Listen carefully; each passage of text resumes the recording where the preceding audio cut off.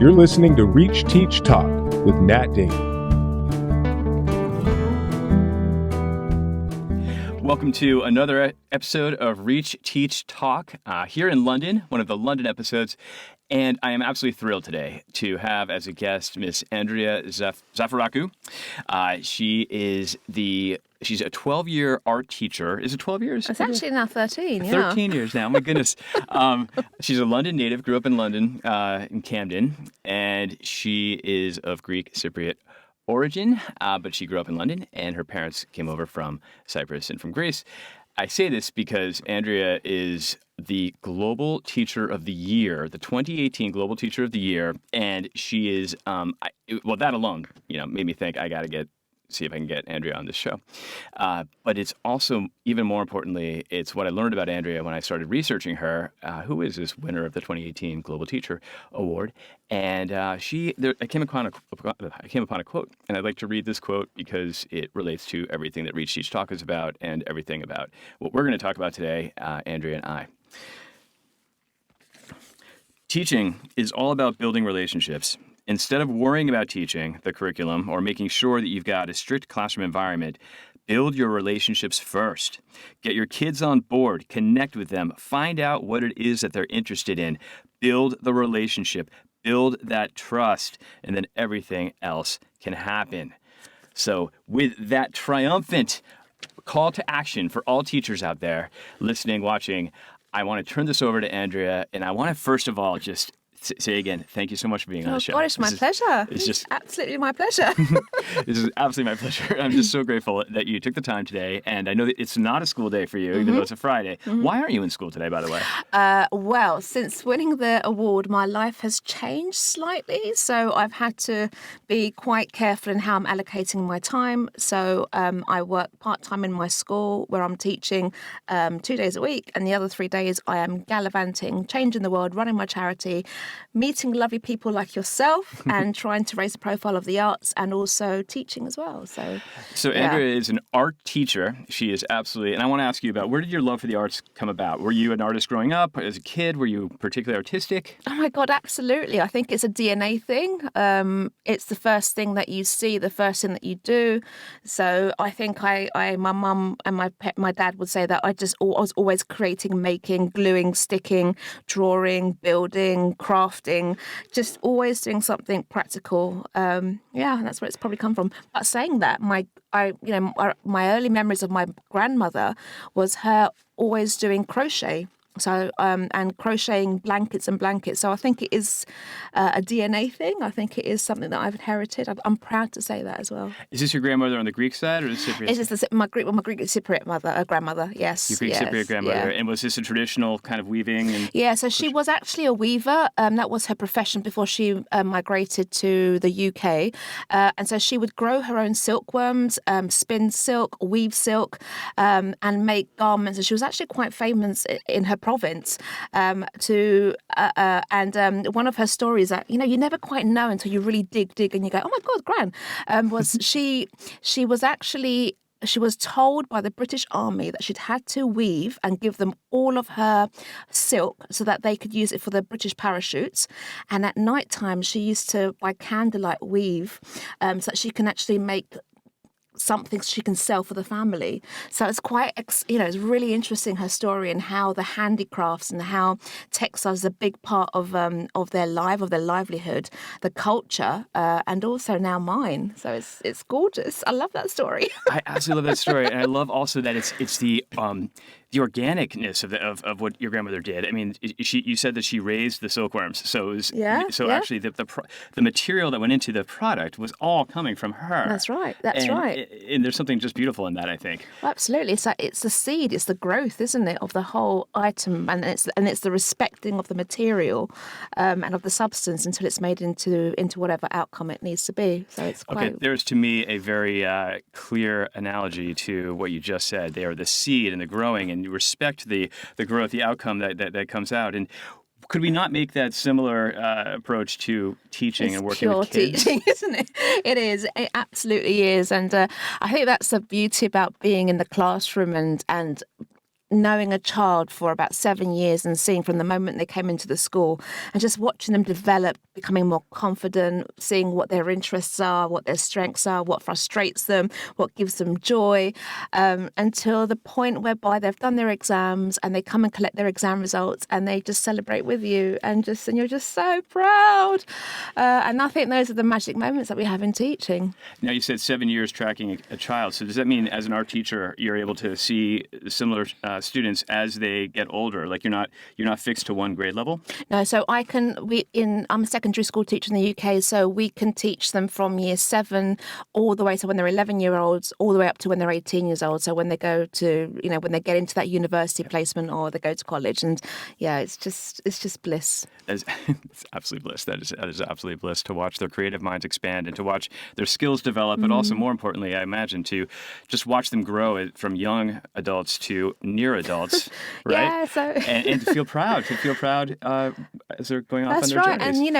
And you reflect back and you just think, oh, can you remember when he used to be a pain? Can you remember that? Oh God, and look at him, and it's it is like having been part of journeys of so many incredible young people, and then you just think, I wonder what they're going to be doing, and I wonder where their next stage of their life takes them, and moving that forward, and it's just gorgeous to be part of that.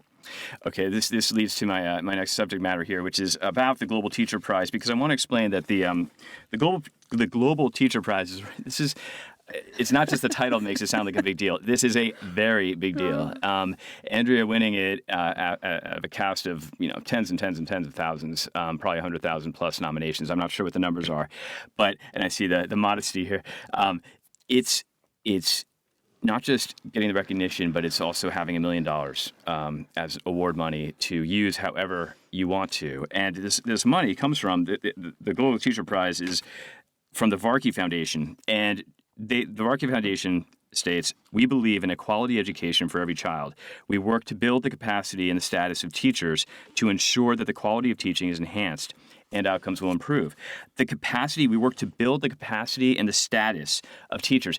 I love that because the Varney Foundation is talking about we seek to build the content and the skills, the teacher capacity, of course, but also the status. And already in this conversation, Andria, it's the status of teaching is something that in listening to you speak over the past few minutes about what you love about teaching already just kind of gives a texture to how we should elevate the status of teaching. Because teachers, clearly this is coming from the heart, and teaching is a hope-based profession, and teaching is about watching the kids, over a 7-year period go from, little what's-its on the, as 12-year-olds to being much more kind of who their adult selves will be by the time they're 17. And as teachers, we're able to do that. And I'd love to just dig a little deeper on this a little bit, Andria. Like, what is it in your mind that makes teaching a profession that you are keen on helping to elevate and strengthen the status of? And what do you think it is about teaching that the folks at the Varney Foundation and the nominating committee and all of that saw in you? I think we just need to make one thing absolutely clear, and that is that teaching is the ultimate profession. Everything comes from being in a classroom or being in front of a teacher, being taught. Presidents are created because of someone who inspired them, a teacher. Doctors are created because of somebody who inspired them, a teacher. It all comes from that other person who you have met teaching. And that's what the Varkey Foundation are very, very proud of, the fact that teaching, and I think I can quote Sonny Varkey on this, he will say that teaching is a mother of all professions. And by having someone to acknowledge that, the Varkey Foundation, it really means a lot to me, because it means that someone gets it. They get beyond all the bureaucracy. It is all about that person who is in the classroom, inspiring, nurturing, growing, equipping the young people of the future. Hence why it is the most important, should be the most well-respected profession in the world. And that's why I'm so passionate and believe in teachers and want to thank them for the work they're doing, because, I've won the Global Teacher Prize, and I've had opportunities in these last few months where, my students who I've taught years ago have come back and said to me, Miss, we're so proud of you. Because of you, because of what you said, I'm now doing this. And Miss, can you remember when you told me off and you got my parents in? Oh, Miss, but look where I am now. And, they appreciate you. And I've had so many students coming up to me and say, Miss, we're so proud. Thank you. We're so glad it's you. The thing that I don't feel we do enough is say thank you to our teachers. We don't do that. And because of that, I don't think they really appreciate how significant they are and what their worth is, because they are gold dust. They are priceless. There's not one person in this world who you will go up to and you say, oh, who was your favourite teacher? And automatically they say, oh, it was Mr. So-and-so. And he said this to me and that changed my life. And that's what we do. We plant the seed of inspiration. We change lives. But yet we don't acknowledge that. And I just think that being able to, have this award and represent teachers and say thank you for what you're doing, and you are appreciated by hundreds and hundreds of young people and people who you've inspired. Do not forget that. You are inspirational. You're changing lives, and thank you for doing that. Now, Andrea, here's the thing, though, right? Because as a teacher, it's quite rare. Maybe it's not rare for you. I'm curious, but it was definitely rare for me. Is the moment when a student would come up to me in the middle of the school year and say, hey, Mr. Damon, that book you just gave me totally changed my life. Like, you just made the biggest difference in my life. Like, I've taken a U-turn and now everything's going to be just rainbows and unicorns for the rest of my life. Thank you. Like, I don't hear that. No, you won't. You won't. So what do we do with that? And how can we keep that faith that even though we're not hearing it, it's there? I think it takes people like having this opportunity. I can now say, look, this is for real. You are significant. But what it also takes is that parent. So if a parent sees their child doing something great, that they're like, oh my God, that's amazing, and they know that's come from the school, then please get a Post-it note out, write something to the teacher and say, thank you, that was really great. Just something small. Do not be shy to give a compliment. Do not be shy, because, it's free. There's no money in that, but kindness and kind words, when you're giving them to a teacher, it just fuels you. It gives you that kind of that va-va-voom, that zing, that whatever it takes, just kind of take you through and inspire you for the next few months, years, whatever. I love the timing of this conversation because yesterday was Thanksgiving in the U.S. Yeah, right? Happy Thanksgiving, sorry. Thank you very much. Hey, every day should be Thanksgiving, right? Of course. And it's also the latest date that Thanksgiving can take place. It's the final Thursday of the month of November. And in this year, it happens to be November 28th. So we are now madly rushing into the holiday season, right? And this is a period of time that's particularly stressful on teachers because, in a sense, they've been in school for 3 months now. They've, started the rhythm, the routine. They're familiar with. It's been about 100 days, but they're looking ahead at about another 100 days, more actually, in the classroom. And so we're beginning to get into this period, the winter, which is a little darker, a little more heavy, a little more like sagging, you know what I mean, in the school year. It just happens to all of us naturally.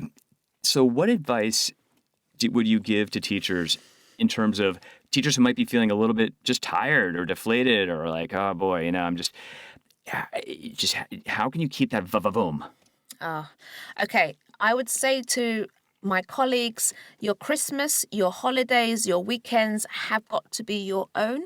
It's harder to do. Of course it is, but you've got to be strict and you've got to be fierce with yourself and know that actually, do not feel guilty. You deserve that. Why? Because you need to heal. You need to recover. You need to recuperate. You need to sharpen that sword. You need to be exactly who you want to be in front of the young people. And I say to myself, do you know what? If I was a young person, would I like me as a teacher? Would I like to be in front? Would I like to be taught by somebody who can be ratty, who can be, moody, who is not, would I like that? Of course not. Would you like that for your kids? No. So look after yourselves. Take what you need and do not feel guilty. You're highly professional people. You've been trained. You know what the right thing is to do. So just do that. Do not feel guilty. The word guilt is at least in my world, is not often used. It eats you up. It does. You go to school when you are dying because you don't want to set cover work. You're guilty because you don't want to, you don't want to give another teacher the responsibility of covering that class, or you don't want your kids. What how is that good for you? That'll make you even more sick. Just look after yourself too. You're worthy too. And it's taken me a long time to appreciate that. And yes, I have not got work-life balance sorted. I'm going to be honest with you, I haven't. But what fuels me is my family, is my friends, is the connection time, is being a human being, is doing what I love. That gives me a lot of energy. And I think something which my husband said to me a while back, which made me think, God, what's going on, is that when it was a summer holidays and we had that nice long period of time, after 2 weeks in my holiday, I started to feel normal again, like a human being. And he goes to me, you're quite unbearable during school term, and I was like, oh my God, if I'm doing that to my husband, So, and I just thought, no, that's wrong. That's absolutely wrong. So I need to make sure that whatever, how I manage my time has got to be so spot on, but also includes my time, me time.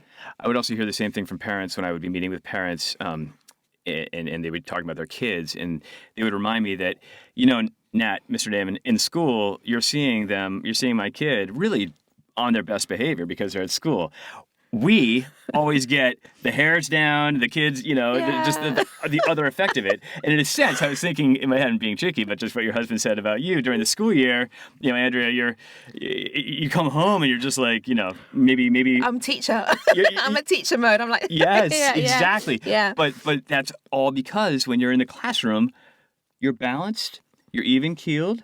You're absolutely open to the individual creativity and bringing it out in your students. And that's what I want to talk about next, because this is also kind of a meta goal or sub-goal of this episode, is to really inspire people who are thinking about coming into teaching, or who are mid-career and maybe thinking about coming into teaching, and teachers who are, again, feeling that kind of sag, that, questioning, like, do I really want to stay in this profession?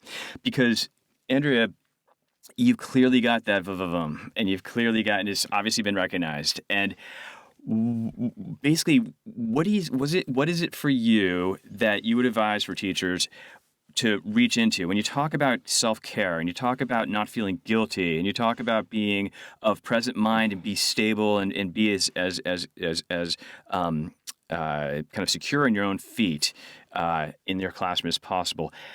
Where does that all come from, and where would you advise teachers to really look inward, to look at during this mid time of the year? That's a really hard question. I think for me, it's about my support mechanisms around me. Maybe nurture the support mechanisms around you, not be in a silo. Yeah, absolutely. Let's pick up on that. Because I think that I am who I am because of people like my colleagues at work. So making sure that I've got colleagues who I can go to kind of vent at, and vice versa. Or I've got a problem, how would you do that? So that's really important, making sure that that part of my world is great. Also my home life, my family life. It's that balancing, it's that absolute balancing part of it. But I don't think that, I think you need to be a kind of a person who is very confident to saying, I've got a year free class now, we're teaching this. How would you do it? But that's being vulnerable.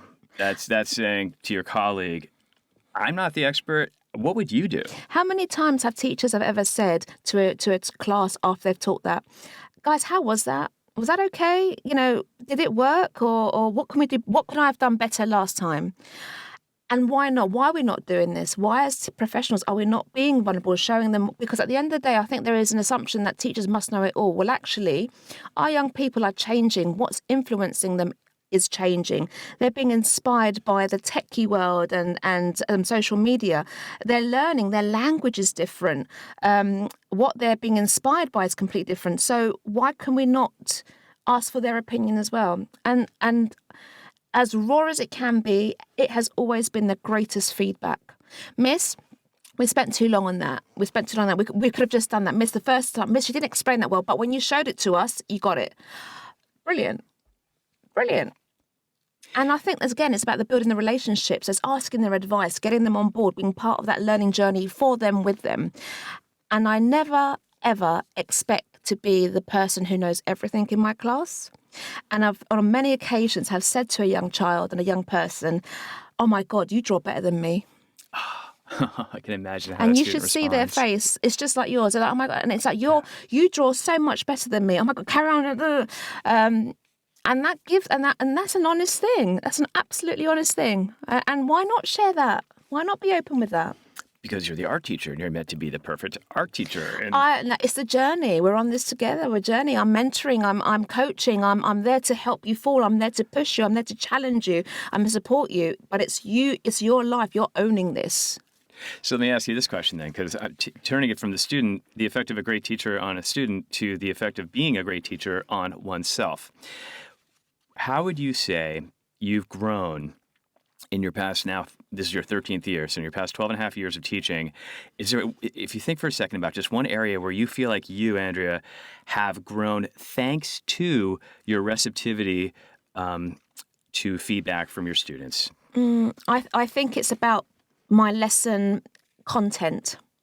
So it would be the artists that we probably should be teaching about to actually what the students want to learn, and making a connection there. So, for example, I can teach them about Renaissance, Rembrandt. They'll probably get bored out of their heads.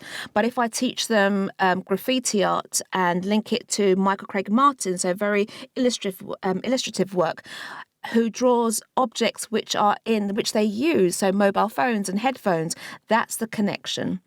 And that's when you get to appreciate art and what influences that artist. And then you're going around that whole circle, but in a reverse way, but you're still building up the skills, their critical knowledge, their appreciation of the artist, contemporary art, as well as traditional art. But is that not just giving the kids what they want in a sense? Like, do you honestly believe that graffiti is its own art form? Oh, of course I do. It's a genius art form. It's spectacular. It is something which completely inspires me, and I'm in complete awe. And that's the hook. That's the hook into your life. And when they see that you appreciate that form of art, they want to know all about it too. Miss, I saw that. Miss, I saw that. I was in Camden and I was like, yeah, and who was a tag? So it's I think it's part of that learning journey and that inspiration. And you being the role model, you being the door to your arts world or your subject world, and you're enticing them to come in and be part of, because you know it's such a great world for them. Okay, so the word curiosity is just flashing in neon in my head, or it's just, my brain's been tagged to the word curiosity in very different colors, and very cool font. And curiosity. Does that play a role in being an art teacher? Because I'm kind of thinking it does. Are you kidding? It's all about curiosity. It's all about making mistakes and taking a journey with a media. What would happen if you if you mix paint with that other media? What would happen if you do that? Explore, experiment, take risks. And I think the beauty about the arts is that there's absolutely no way that you can say that's wrong. There's ways you can improve, there's ways you can challenge, but there's no mistakes. And I think that's why children really enjoy the arts, because they feel that they're not failing, that they can always improve, that they're challenging themselves, and their curious minds is what's making them even better in this particular subject. Because now, let's discuss that for a second. The curious minds, the curiosity that excellent art students possess, is what makes them excellent. They have curiosity. So digging a little deeper, what is curiosity to being a good artist or a good art student? Just having an open mind. Asking questions. Taking something, being creative, taking something from one dimension and then changing it to another, exploring how a paintbrush can be used not just with the bristles but on the other end. How can I paint using an extended arm instead of having it controlled? It's about experimentation and seeing where it can take you. And I think for me, it's not worrying about mistakes, not worrying about it looking good, not worrying about taking risks. It's all about the risk taking. You mentioned the word experiment or experimentation. You talked about the studying the bristles of the brush and then maybe trying it from the back of the brush instead. You talked about thinking outside of the box and looking at different ways to approach a problem. I'm thinking about science and I'm thinking about math. Yeah, absolutely. Math, absolutely. So I'm thinking about critical thinking. Yeah. And what you're what this conversation is helping me is to blend actually the importance of arts curriculum and arts teaching and arts skills into the STEAM subjects, into the, so am I You're correct in right. thinking this? See, I think there's a fear. I think the word creativity, it's almost categorized in the art subjects, whereas it shouldn't be, because to get an answer with a maths equation, you can be very creative in terms of the directions you're taking to get there, and the students will tell you that as well. In terms of the science experiments, how you need to be creative in order to try and experiment and think about different solutions, a way of finding that. And I think I think it's all down to do with problem solving, trying to solve the problem that that you have put down as a question, and how to get to that end goal. But creativity should exist in every single subject and all curricula. Is that something that you have worked with teachers on at all, or have you addressed that with teachers before in some of your workshops? I'm curious because it does look like a very keen approach to curriculum development. Let's add creativity in here. How much creativity is being... So is that something that you talk about at all? Yeah, and fundamentally, all the time. But not only that, I think it's the worry that for me is that if we are, that there is still a lack of comfort in how to be a creative teacher and how to teach creativity and what does it look like and how do I do it and what does it mean. Whereas if you speak to employers, that's the type of person they want. They want the creative individual. They want the problem solver. They want the colleague or the employee who will think outside the box, who can connect with people, who can bring in new audiences, new customers, and you get that if you have got creative people working for you. So, wow, this is great because you're not only are you making connections between the skills that you look to generate in your art class for art's sake, and art development, but also to how those skills transfer into math and science and other core classes in the curriculum. But now you're also extending it to their real adult life in the workplace. Mm-hmm. And we look for people who are collaborative and who are creative thinkers and who can speak a conversation that may take different twists and turns, but are flexible with that and curious. So it gets me to really think about the importance of having the time in the classroom to be able to connect with your students in order to bring these skills out. And time, my book, Time to Teach, Time to Reach, the theme of time is in the title. Mm. And what's your view of the commodity of time? I see a smile here. I think in schools. And how is time being used and abused? It's like come on, Andria, reality check. Where is it? How are we going to do it? I've got to teach. My curriculum is this long. I've got to teach every single specification. There's no time. They're not doing that. How am I going to get that? Mm-hmm. That's the key problem. Mm-hmm. That is the key. Yeah, and I don't know what the answer is. I mean, some schools have been really creative by changing their hourly the day so that they can try and fit more in. Is that going to work? I don't know.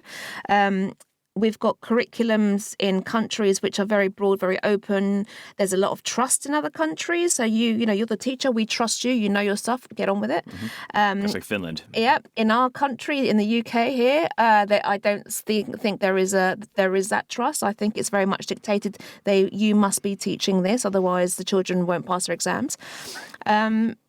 Yeah, that is the ultimate question, but I think it comes down to the leadership of the school. What do they want for their young people? What do they want for their staff? What kind of product do you want to have when the child leaves your school? Who do you want? Someone who can regurgitate, someone who has passed exams but cannot sit down and hold a conversation with another human being and has no opinions?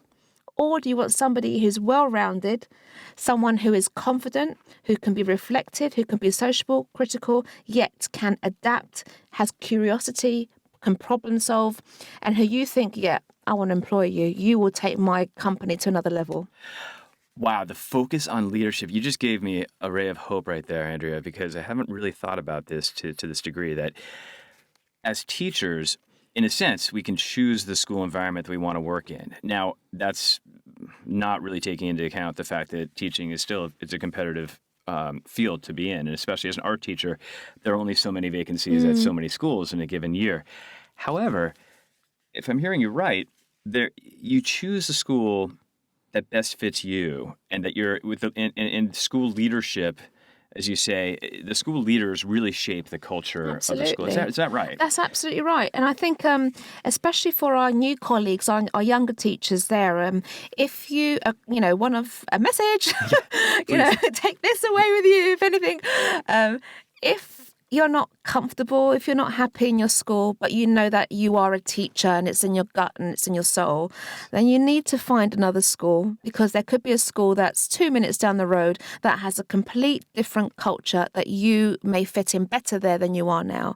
So instead of suffering in silence and reflecting and thinking, am I, is this the right job? Yes, you probably are in the right job, but you're probably in the wrong school. Yes, perfectly said. Perfectly said. It's don't give up. If you're feeling a secondary layer of burnout at this middle part of the year, but just really ask yourself, could it possibly be the school that I'm working in? And is there a better fit for me? Because you can't remove the personal from the professional when you're a teacher. I mean, this whole conversation is about this, Andrea. I mean, who you are is generated thousands of young artists because they feel safe in your classroom, because they know you. And you are a specific individual to these students. As you said earlier, the students are watching you as the adult. You're the role model. You're the absolute role model. Sometimes you're the best role model they have, considering where they come from and their home environments. And some of our children do suffer a lot, and they've got, some horrid circumstances. And you are the best person in their life. And because of that, it's a huge responsibility, but own it, take it, and be honored by it. And it doesn't mean, though, put it on your shoulders to be the hero teacher to every kid. Absolutely not. I just think I've got so much admiration for all teachers, but especially the UK teachers, because we have got to be responsible for everything: mental health, social care, being a nurse, being a mum, being the kitchen, so providing food, and plus, don't forget, you've got to teach. Yeah, and you've got to meet that target. You've got to make sure that your child makes progress, and that's the grade they should be getting. And if you haven't, then you're bad. There's a huge amount of pressure that we're putting on our teachers to be everything. And I think, just we acknowledge that. Students acknowledge you. Thank you, but look after yourselves as well. Self-care. Look after yourselves as well, and focus on your own. Do you know, now I used to go home and I used to some days I would be crying to my husband, thinking I don't know what to do. He was, he said this to a teacher, said that, he threw this chair, he ran out of school, and he might have got arrested, whatever. What else can I do? And then the husband says, you can't. Now it's down to the child. Now it's down to the externals. You've done everything you possibly can. And have you? And I've been like, yes. He goes, well, that's it, no more. Yep, that's a wake-up call. That's fantastic cautionary advice for any teacher, which I think would be every teacher who has students that 2 a.m, they're thinking about this student, exactly the kind of student you're talking about, and they want to help, but it's also really important to back off, and to not commit your whole self to something where there are others, right? You can. No, I'm with that, and I do have the husband who is great at doing that. It's just making sure that, again, we're talking to people, that we are constantly talking about what's going on, and so we've got advice coming, and then we can reflect on whether or not we're taking that. But I think it's important to share. Always share. Share, and this gets back to the other S word, silos, that you talked about earlier. Yeah. So it's almost like at the beginning of the school year, or if you're a teacher coming into a new school, right? Really make it a priority to connect with colleagues from the ground level, like first day of faculty orientation, we call it in the U.S. Just before the students arrive, when it's just the faculty there and leadership, and just really extend yourself, really connect, because you're going to want to have these connections during the school year, so that you're not trapped in that silo, so that you can, lean on each other when you have students that you're thinking about at 2 a.m, but you can't be fully responsible for. Right. No, it's so important. It's really important. Tell me about your school, because you've been at the same school, right? Yeah. For the past. Strangely enough, in the UK, this is not normal. It's not normal to stay in the same school for so many years. But It's amazing. yeah, but They're so I did. lucky. I started as an NQT, so newly qualified teacher there, and I just did not leave. I just loved it. The challenges were huge. The energy in the school was, on level a million. Behavior problems, lots of things that needed fixing, and completely enjoyed every minute of the challenge.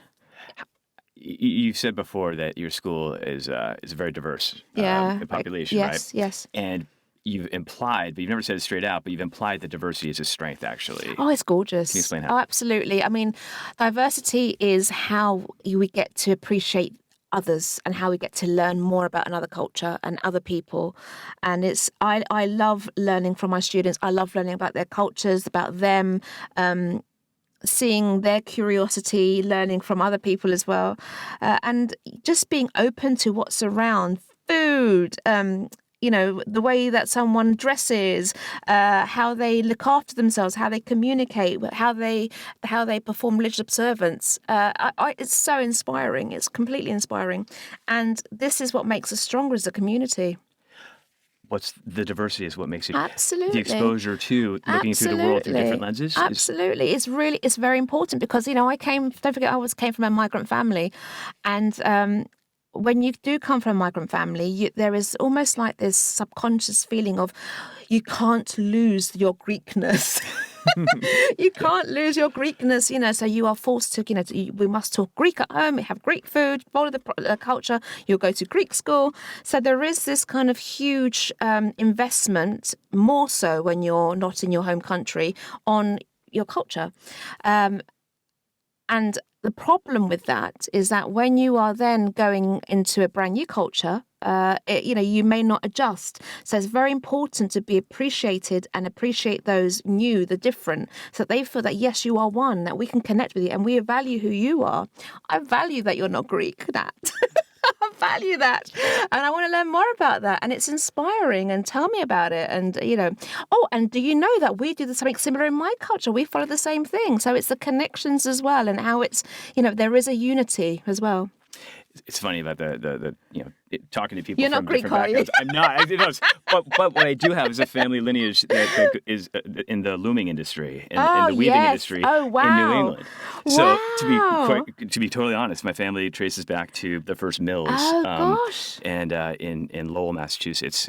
So back in the 1700s, 1800s. So anyhow, so when you were talking about your grandmother and just her weaving, using the silk from the silkworms that she was growing, just maybe in the back of my head think, I have a connection with Andria here, and from 6,000 miles away, in 250 years. So I guess that's it though. I guess that is the key. It's curiosity. It's asking questions. It's receptivity. It's planning your classes so that there is engagement that comes out of relevancy, hooking the students. It's knowing your students. I'm reflecting on this whole conversation and different themes that have come out of it. It's the idea that anybody can be an artist, and to the privilege of being an art teacher, seeking out what makes students tick, to be able to track kids 7 years and to watch them grow from 11 years to 17 years old. All of this just advocates so clearly to me why teaching is, as you say, the greatest profession. If there's one thing, there's a last topic to bring up, or last question really. If there's one thing that you would advise the Department of Education to take a closer look at, to maybe, and this is not even a critique on the Department of Education in the UK, it's really not. It's more just like, hey, I've got something to say here, and I've been recognized for my skills in this profession. Could we shine a greater light on X component of teaching? And it doesn't have to even be pragmatic or make practical sense, Andria. Just what do you think is an area of teaching that you really think should be better, stronger valued? I have a list as long as my arm, but I'm not going to go through that list. But I think what I will say is two different things. First of all is the value of the arts, the creative subjects in our young people's lives, and how we're not focusing enough of those, and they're the first subjects to be cut, the first subjects that we will get rid of or will add as an after-school activity, enrichment activity, and not value them as a super golden core subjects within the school curriculum. I think that's one of the things which I would love most curriculums and most countries to really, really think about, simply because of the skills which our students learn through them, the transferable skills that they will go on and on and on and on and use. And that will help them on their 4 or 5 different careers they will have in their lives, the adaptability, the problem solving, the choice making, the connecting with other people. So that's the one thing. So making sure that within the curriculums there is a huge presence on the creative subjects and the arts. And my second message is quite simple, and that's to focus on kindness. Kindness for teachers to teachers. So just remember that, to be in a kind environment, to appreciate the fact that as a teacher, I have trained, I'm a highly skilled professional, I can make decisions, trust me to do what I think is right in my classroom environment. Kindness. And also kindness to think about the lives of our young people and what they're going through. Knowing them, the relationship building aspect of it. How do we know what that young person has experienced on their journey to school or on their evening? And are we prejudging? And what are we doing to support that young person in our school environments? Are our environments safe places? Are our environments places where they want to thrive, where they want to be inspired, where they want to learn, they want to nurture, they want to play, they want to fail, they want to stand up again, where they want to explore, where they want to be inquisitive? Are these environments that we are nurturing in our schools? That's a call to action. Call to action of what's most important. It costs nothing. Exactly. Yes. It costs nothing, and it is yet so essential. Yeah. And it's interesting as you're talking, Andrea. Your wisdom comes from Okay, so being specific to art teaching, when I was a principal, which is like when I was a deputy head back in California, if I had questions about a student, and this is totally honest, I would go straight to the art teacher first. Oh, wow, yeah. And the reason why is twofold. One is an art teacher can see things about kids in a way that where the creativity meets the criticism, like just how kids handle creativity. Some kids can get very frustrated when they have a blank canvas, literally and figuratively, and they don't know quite how to do it and to do it right and all that stuff. So you observe how kids put pressure on themselves. You observe how kids focus or not, and you observe how kids just how they create. But the second thing, which I actually think is even more significant, is being an art teacher. When kids, that feeling in the art classroom when the kids are all in the flow and they're all working, it's beautiful. But they're also having side-to-side conversations as they're doing something completely not relevant to what they're talking to their peers about. And I imagine, like, as an art teacher, you overhear, you're eavesdropping conversations that are very candid and very honest as kids are in that flow. And you're invited to take part in that conversation. Tell me about that. It's happening in your environment. Right. And I think that is what a privilege, right? Yes. And then that is that whole kind of, Miss, we're accepting you as being in our world. I'm telling you my problems. I respect your value because I'm having this conversation in your... And I think that is what I like to call or think about as being the art room, the art environment. And when I say the art, I mean the arts. So drama, music, media, all of the creative subjects. There's something quite unique about what happens in these rooms. They're very different to the science labs, to the maths labs, to the English rooms. They're very, very different. And you do see incredible relationships happening between young people, peers to peers, the respect as well. So, when you have a child... In our subjects and in my lesson, the one thing that I love is the fact that you can be a child who has got special educational needs. You're labelled, but you won't know that, and you can't see that when you're doing a piece of artwork. And the whole inclusive aspect of the arts, the fact that you don't actually have to learn a language, you don't have to speak English, you don't have to be able to communicate to me as a teacher for you to understand what I'd like you to do and the next stage. And I think that is why they are so incredibly powerful. And we will leave on that. It's an incredibly powerful session and just an incredibly powerful conversation. Thank and you. Just It's been so lovely. Elevating creative. Thank you so much. It's been so great. Let's talk forever. I know, we could go on and on. Hey, you're not in school today. But hey, just Andria Zafirakou, 2018 Global Teacher of the Year recipient, Global Teacher of the Year award recipient. What are you doing with $1 million? So that's key. Glad you asked me about that. I am too. So I'm changing the world. I'm on a mission to change the world. So I'm changing the world, and I'm putting my money where my mouth is. I have started a charity which is called Artists in Residence, and the idea of this charity is by bringing inspiration, creativity into schools, by connecting schools with artists. So artists are coming in, working in schools, creating magic, having that kind of that magical moment of a child working with an artist and saying, oh my God, can that be a profession? And we're creating incredible work and moments like that which are changing lives. And I'm happy to be on that journey. Is there a website? We are www.artistsinresidence.org.uk. And if you are wonderfully rich and wealthy, there's a donate button there. So please go ahead and support us if you can. But thank you so much for all the schools who are part of our teams.